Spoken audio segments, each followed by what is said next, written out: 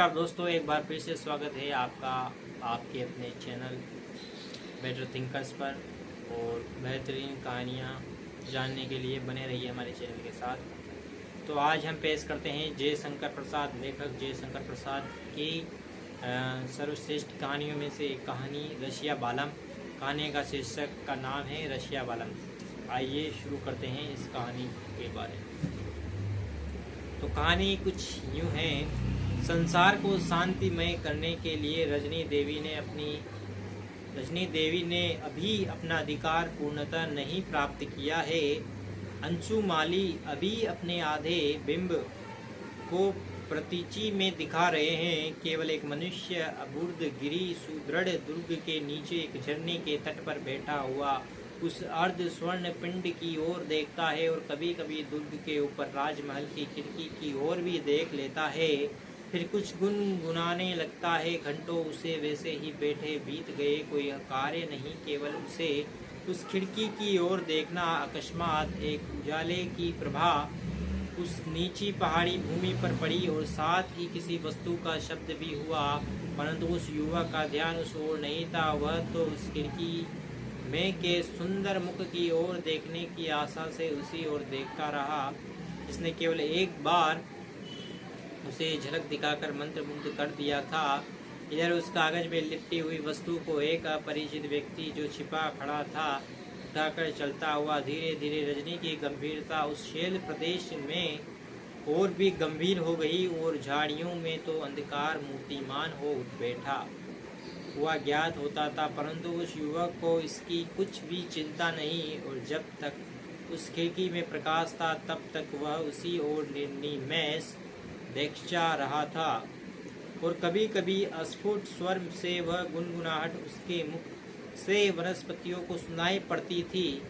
जब वह प्रकाश बिल्कुल न रहा तब वह युवक उठा और समीप के झरने के तट से होते हुए उसी अंधकार में विलीन हो गया।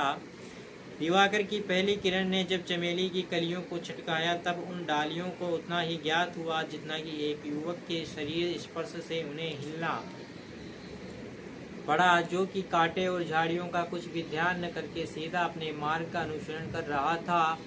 वह युवक फिर उसी खिड़की के सामने पहुंचा और जाकर अपने पूर्व परिचित शिलाखंड पर बैठ गया और पुनः वही क्रिया आरंभ हुई। धीरे धीरे एक सैनिक पुरुष ने आकर उस युवक के कंधे पर अपना हाथ रखा। युवक चौंक उठा और क्रोधित होकर बोला, तुम कौन हो? आगंतुक हंस पड़ा और बोला, यही तो मेरा भी प्रश्न है कि तुम कौन हो और क्यों इस अंतःपुर की खिड़की के सामने बैठे हो और तुम्हारा क्या अभिप्राय है?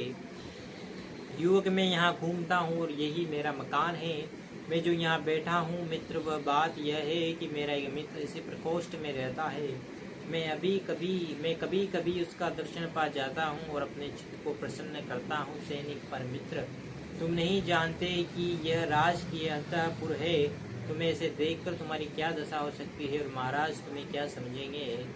युवक, जो कुछ हो, मेरा कुछ असत अभिप्राय नहीं। मैं तो केवल सुंदर रूप का दर्शन ही निरंतर चाहता हूँ। यदि महाराज भी पूछे तो यही कहूँगा। सैनिक कहता है, तुम जिसे देखते हो वह स्वयं राजकुमारी है और तुम्हें कभी नहीं चाहती, अतएव तुम्हारा यह प्रयास व्यर्थ है। युवक बोला, क्या वह राजकुमारी है? तो चिंता क्या, मुझे तो केवल देखना है। मैं बैठे बैठे देखा करूँगा। पर तुम्हें ये कैसे मालूम कि वह मुझे नहीं चाहती? सैनिक, प्रमाण चाहते हो तो एक पत्र देकर ये देखो।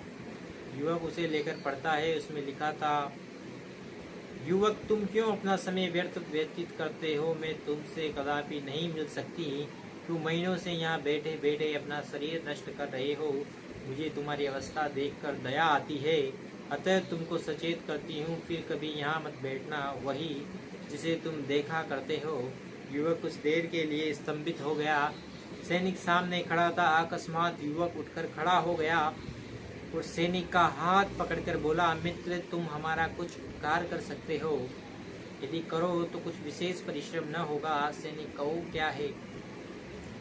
यदि हो सकेगा तो अवश्य करूँगा। तत्काल उस युवक ने अपनी उंगली एक पत्थर से कुचल दी और अपने फटे वस्त्र में से एक टुकड़ा फाड़ कर तिनका लेकर उसी रक्त में टुकड़े पर कुछ लिखा और उस सैनिक के हाथ में देकर कहा, यदि हम न रहे तो इसकी उस निष्ठुर के हाथ में दे देना, बस और कुछ नहीं। इतना कहकर युवक ने पहाड़ी पर से कूदना चाहा, पर सैनिक ने उसे पकड़ लिया और कहा, रसिया ठहरो। युवक अवाक हो गया, क्योंकि अब 5 प्रहरी सैनिक के सामने सिर झुकाए खड़े थे और पूर्व सैनिक स्वयं अबुर्दगिरी के महाराज थे।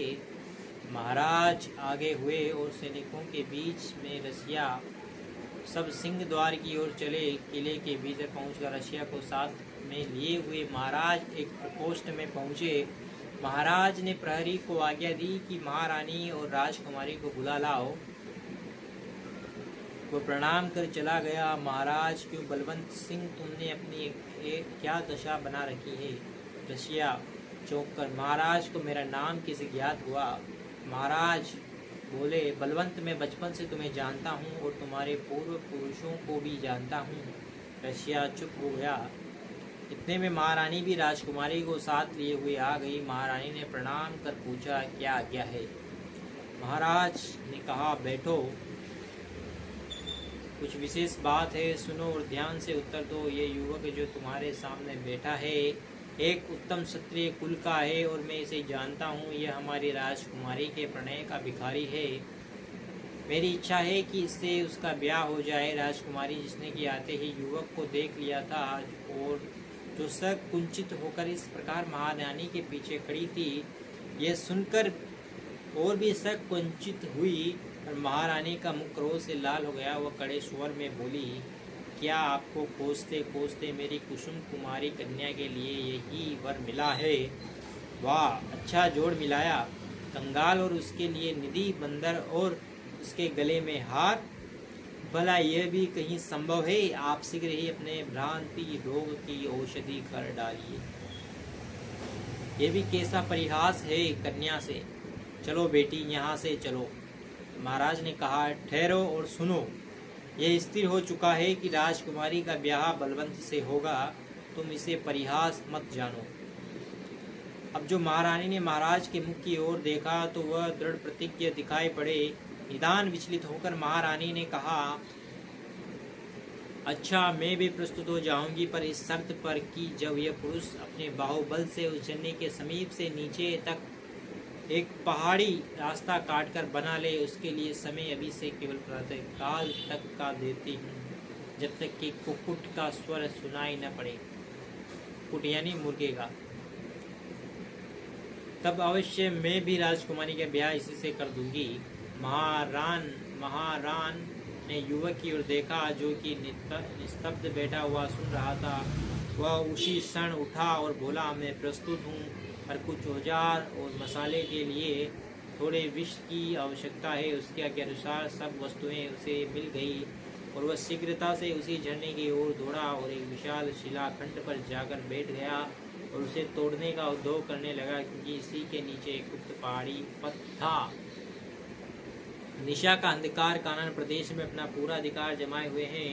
प्राय आधी रात बीत चुकी है, पर केवल उन अग्नि स्फुलिंगों से कभी कभी थोड़ा सा जुगनू का प्रकाश हो जाता, क्योंकि रसिया के शस्त्र प्रहार से पत्थर में से निकल पड़ते हैं। धनाधन चोट चली जा रही है, विराम नहीं है क्षण भर भी। न तो उस शैल को और न उस शस्त्र को। अलौकिक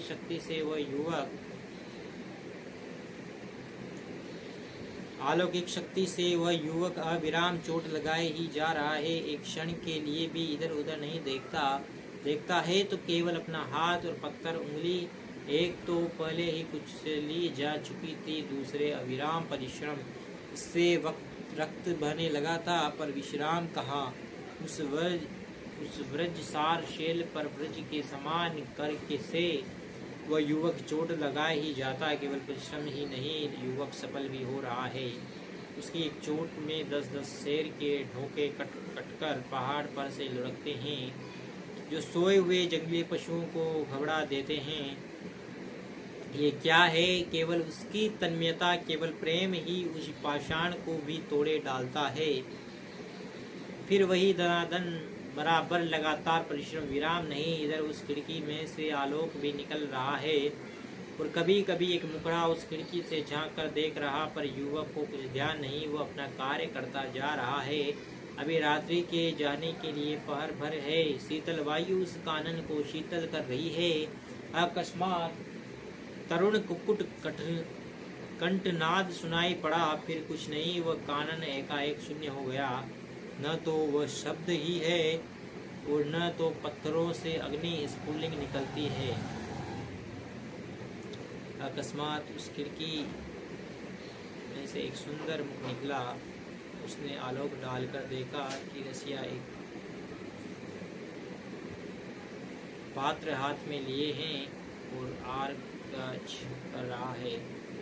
इसके उपरांत वह उस पात्र को भी पी गया और थोड़ी देर में वह उसी शिलाखंड पर गिर पड़ा। यह देख उस मुख से भी एक हल्का चित्कार निकल गया। खिड़की बंद हो गई। फिर केवल अंधकार रह गया।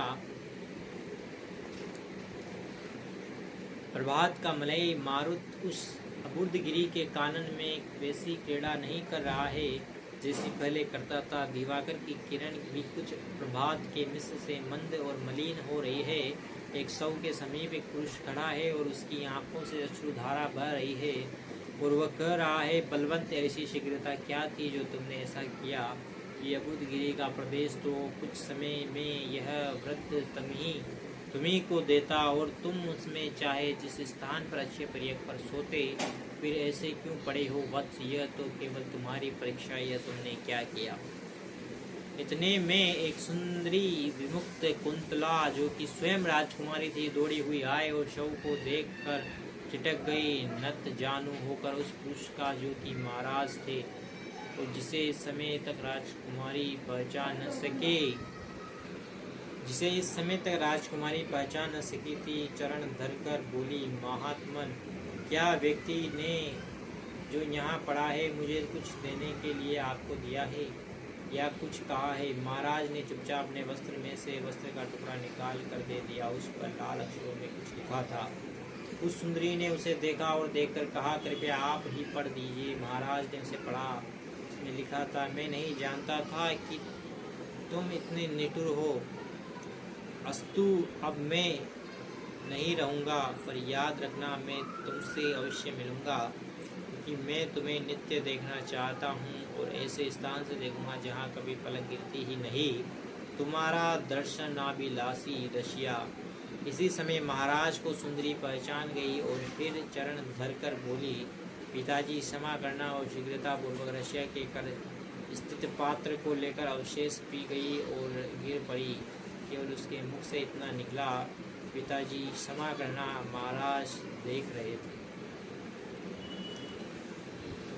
धन्यवाद।